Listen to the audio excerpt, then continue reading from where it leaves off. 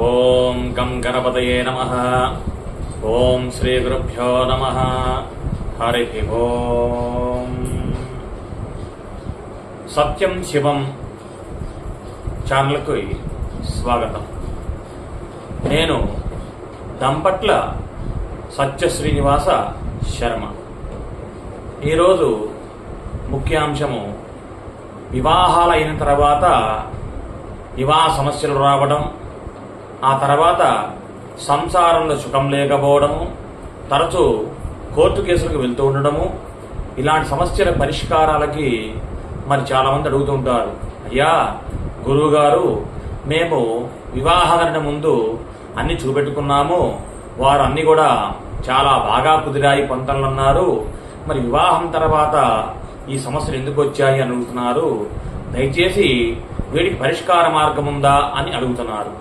మరి వాటి చక్కని పరిష్కారం ఏమిటయ్యా అంటే, వివాహానంతరం వచ్చే సమస్యలకి ముఖ్య కారణము మరి జాతకంలో ఉన్నటువంటి కుజుడు, అలాగే రాహు, అలాగే శుక్రుడు ముఖ్య కారణాలుగా ఈ జాతకాల్లో ఉంటుంటారు. కాబట్టి వారి గ్రహాల పొంతనలు బాగున్నాయా లేవా మరి చూసుకొని ముందు వివాహానికి వెళ్ళాలి.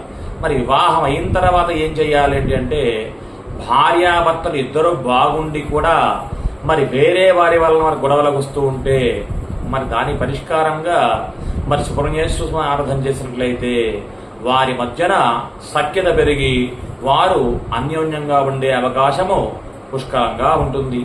మరి అలాగే జాతకంలో శుక్రుడు రాహు కలిసిన, శుక్రుడు కుజుడు కలిసిన, అలాగే శుక్రుడు గురుడు కలిసినా కూడా మరి మగవారి జాతకాల్లో అనేక రకమైన సంబంధాల్లో ఇబ్బంది పడుతూ ఉంటారు.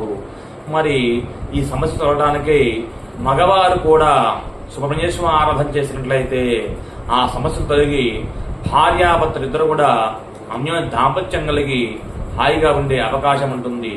మరి సుబ్రహ్మణ్యేశ్వర ఆరాధన ఎప్పుడు చేయాలి, ఎలా చేయాలి అంటే, ప్రతి మంగళవారం నాడు ఉదయము 6:30 నుంచి 7:30 మధ్యలో కుజహోర ఉంటుంది.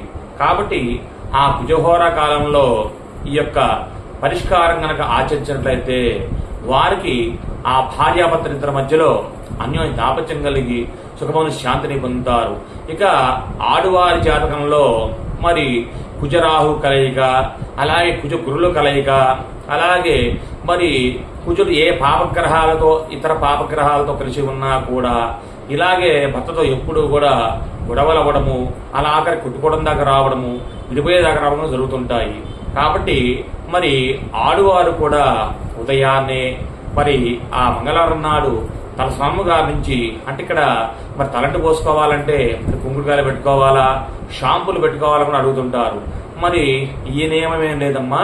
మరి ఎవరైనా చేయవలసిన వారు తలస్నానం ఆచరించి, అంటే తలస్నానం ఆచరించిన తర్వాత వారు ఈ యొక్క కార్యక్రమాన్ని ఉజ్జుతులు అవ్వచ్చు. కాబట్టి మరి ఈ యొక్క సమస్యను అనుభవిస్తున్న వారు, భార్యాభర్తల మధ్య ఇద్దరు కూడా సఖ్యత లేని వారు, మరి వీరందరూ కూడా ఈ యొక్క కార్యక్రమాన్ని ఆచరించినట్లయితే వారికి అన్యోన్య దాపత్యం కలుగుతుంది, అలాగే వారి చక్కగా సంతానం కలుగుతుంది, సంతాన అభివృద్ధి కలుగుతుంది. కాబట్టి మరి ఆడువారు కూడా ప్రతి మంగళవారం నాడు ఉదయం 5:30 కల్లా తలస్నానం గావించి, ఆ తర్వాత మరి ఇంట్లో ఉన్న ప్రధాన ద్వారం ఏదైతే ఉందో ఆ గడపని చక్కగా కడిగి మరి కొద్ది ఆవు పాలు పోసి అభిషేకం గావించి మరలా ఆ యొక్క ప్రదేశాన్ని కడిగి ఆ తర్వాత ఆ గడపకి పసుపు రాసి చక్కగా బొట్లు పెట్టి ఒక నిమ్మకాయ తీసుకొని అది అడ్డంగా కోసి అటొకటి ఇడొకటి పెట్టి దానిపైన నిమ్మకాయల మీద మరి పసుపు కుంకుమ ఉంచి ఆ తర్వాత ఒక అగరబత్తిని వెలిగించి ఆ స్వామి సుబ్రహ్మణ్యేశ్వరుడిగా భావించి ఆ గడపని పూజ చేయాలి. పూజ పూర్తయిన తర్వాత నైవేద్యంగా ఒక కొబ్బరికాయ పెడితే చాలా మంచిది. మరి ఈ యొక్క విధానాన్ని ఎవరైతే ఆచరిస్తుంటారో ఆ ఇంట్లో సుఖము శాంతి కూడా నెలకొంటాయి. ఆ తర్వాత ఆ ఆడువారు ఆ యొక్క దగ్గరలో ఉన్న దేవాలయంకి వెళ్ళి అక్కడ మరి నాగదేవత గాని మరి కుమారస్వామి గాని ఇద్దరు ఎవరైనా పూజించవచ్చు. మరి ఆ యొక్క సుబ్రహ్మణ్యేశ్వర మరొక అవతారమే మరి ఈ యొక్క కుమారస్వామి, ఆ కుమారస్వామి మరో అవతారమే సుబ్రహ్మణ్యేశ్వరుడు. కాబట్టి ఆ విగ్రహాల్లో ఏ విగ్రహాన్ని పూజించినా కూడా ఫలితం యథాతథం.